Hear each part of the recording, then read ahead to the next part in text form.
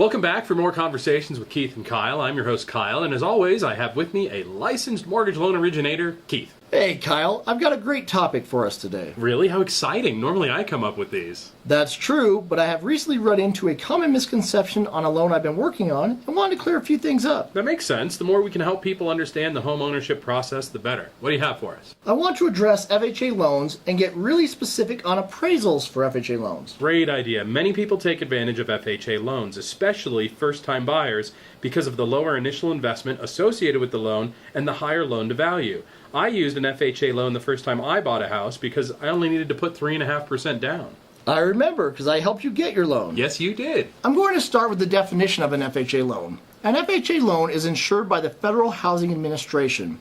All FHA loans have an upfront fee called upfront mortgage insurance, as well as a monthly component called MIP. That's right. I believe my MIP added a couple $100s a month to my mortgage payment. Is that the same for everyone? The factor for every FHA loan is standardized based upon the classification of the loan, but the MIP will vary from client to client because it is based on their individual loan amount.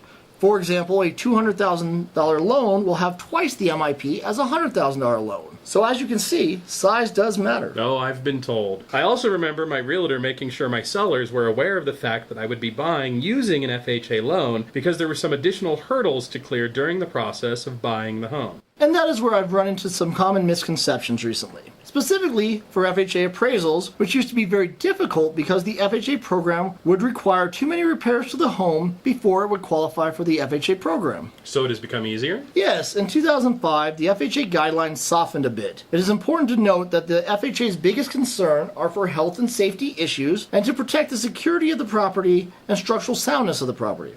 Well, that's logical. It is. Keep in mind when an appraiser makes notes on the appraisal about issues on the home, they are for repairs that must be completed before you can close on the loan. I'm guessing this is where you give examples about those types of repairs. Correct. For example, the downspouts and gutters need to be painted and in good working order. All exterior doors need to properly open and close, and that includes garage doors. Plus, all houses must have smoke detectors and carbon monoxide monitors. And on homes built before 1978, there cannot be any cracking or peeling paint. I have a feeling that this list is pretty long. It isn't that bad. I'll mention a few more that stand out to me, and then we will provide a full list at the end of the videos. That'll be very helpful. Remember the FHA's biggest concern. So all electrical and plumbing components need to meet safety standards. There can be no exposed wiring or uncovered junction boxes. There can be no major plumbing issues or leaks on the property. And the HVAC system must be intact and operable.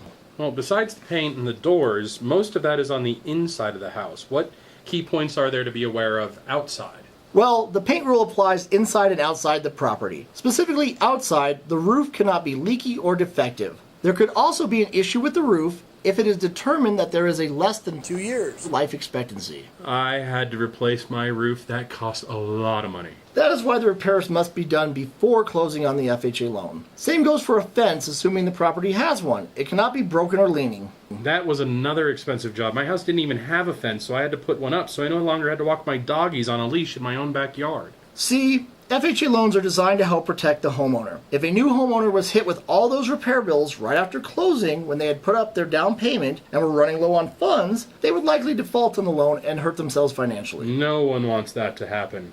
Are there other key items you want to talk about? Because we're almost out of time. The biggest one would be foundation and structural defects. But if those are found, you will likely walk away from the home purchase altogether. Great info as always, Keith. A detailed list of items that an FHA appraiser looks for will be posted at the end of this video. Thanks for watching. We will see you next time.